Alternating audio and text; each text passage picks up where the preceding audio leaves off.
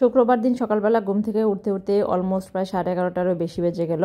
এই যে প্রায় 11:39 বাজে, আমি তাও ঘুম থেকে উঠি না। আমার হাজব্যান্ড একটু বাইরে গেল, ও ফোন দিয়ে আমাকে ঘুম ভাঙালো আর ফোন দিয়ে বলল যে আজকে একটা জায়গায় যাব, তুমি জটপটের মধ্যে যা করার তাড়াতাড়ি করে রেডি হয়ে নাও দুপুরের মধ্যে। বিছানা বালিশের অবস্থা তো দেখতেই পেলেন যে কি অবস্থা। উঠে দেখি যে একদম ঝলমলে রোদ উঠে গিয়েছে।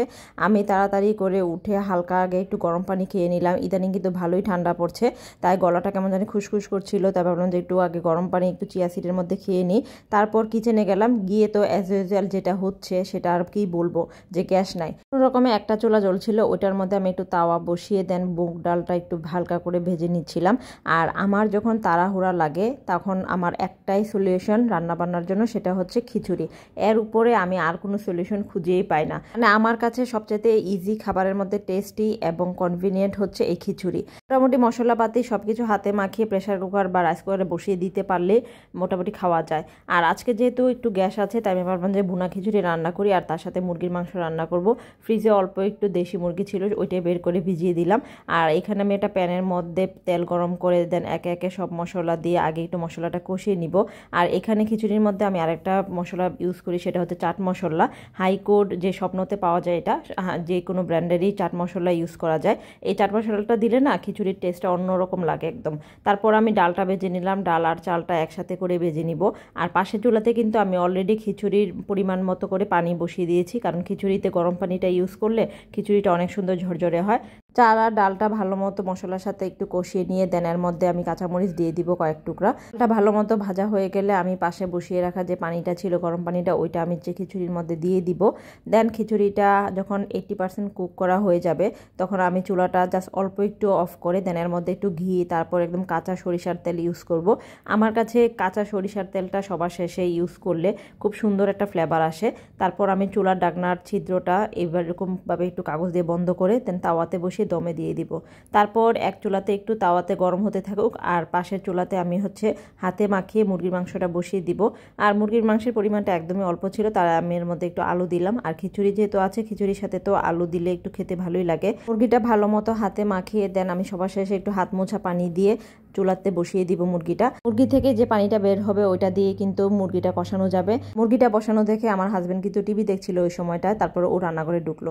ও আমাকে বললো যে দাঁড়াও, আমি তোমার মুরগিটা রান্না করে দিচ্ছি, আর আমি এমন স্টাইলে রান্না করব যেটা খেয়ে তুমি একদম হাত প্লেট সব মুছে মুছে তারপরে খাবা।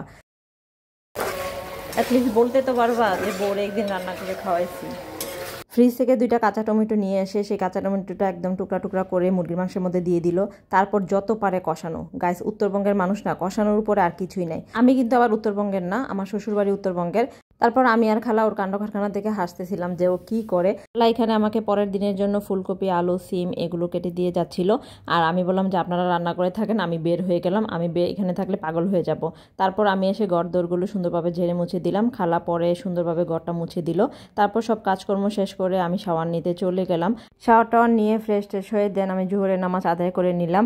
যেহেতু বাইরে যাবো, তাই আমি জোহরের নামাজটা একটু যাতে কাজা না হয় সেজন্য একটু তাড়াতাড়ি করে পড়ে নিচ্ছি। আম্মু আমার জন্য হজ থেকে আসার সময় এই বুরকা স্টাইলের নামাজ পড়ার জন্য এটা নিয়ে আসলো। এটা কিন্তু পরে নামাজ পড়তে খুবই আরাম লাগে। রান্না করে এসে দেখি যে অলমোস্ট তরকারিটা হয়ে গিয়েছে।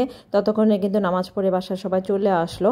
আর তরকারিটা একটুখানি জোল জোল রাখলে হয় কি, খিচুড়ির সাথে খেতে কিন্তু খুব ভালোই লাগে। তরকারিটা নামানো হয়ে গেলে আমি 2টা ডিম একসাথে করে একটু ভেজে নিব। খিচুড়ির সাথে ডিম ভাজা থাকলেও কিন্তু খুব ভালো লাগে। যেহেতু বাসায় আচার নেই, আচার শেষ হয়ে গেছে, তাই ভাবলাম যে অল্টারনেটিভ হিসেবে একটু ডিম ভাজা করি। আর এই যে আমার খিচুড়ির ফাইনাল লুক। খিচুড়িটা কিন্তু মাশাআল্লাহ খুব সুন্দর মাখালো এবং খুব ঝরঝরা হয়েছিল। আমি নামানোর পরে 4-5টা একটু ভালো মতো উলট পালট করে নিচ্ছি। আর এই যে সবকিছু আমি টেবিলে সার্ভ করে দিলাম। এই যে মুরগির মাংস, দেন ডিম ভাজা, সালাদ সবকিছুই আমি টেবিলে সুন্দর মতো সবাইকে দিয়ে দিলাম। দেন সবাই একসাথে বসে খেতে বসে গেলাম। একটা প্লেটে আমি আমার জন্য সবকিছু উঠিয়ে নিলাম। একটা প্লেট এভাবে সাজিয়ে গুছিয়ে আমি একটু রিলসের জন্য ভিডিও করে নিচ্ছিলাম। তারপর সবাই সুন্দরভাবে খেতে বসে গেলাম। আর খিচুড়িটা যখন খাচ্ছিলাম অনেক মজা হয়েছিল কিন্তু, কারণ খিচুড়িটা না অল্প একটু কেমন জানি মাখালো মাখালো টাইপের হয়েছিল। তো এরকম মুরগির মাংস দিয়ে একদম ঝোল দিয়ে খেতে না খুব ভালোই লাগছিল। খাওয়া দাওয়া শেষ করে বাইরে যাব, তার জন্য আমি ক্লোজেট খুলে দেখছিলাম যে কোন জামাটা পরবো। আর এই যে এই কাজটা এত বিরক্ত লাগে, হাজারো জামা সামনে থাকলে মনে হয় যে কোথাও যাওয়ার সময় পরার জন্য কোনো জামাই খুঁজে পাওয়া যায় না। তারপর চিন্তা ভাবনা করে দেখলাম যে কিছুদিন আগে আমি একটা চিকেন কারি জামা বানিয়েছিলাম, সেটা পরা হয়নি। এই জামাটা অবশ্য সাদা একটা সালোয়ার কাপড় দিয়ে বানিয়েছিলাম, আর এটার সাথে আমি সাদা সালোয়ার দিয়ে পরবো। আজকে তাহলে এই পর্যন্ত।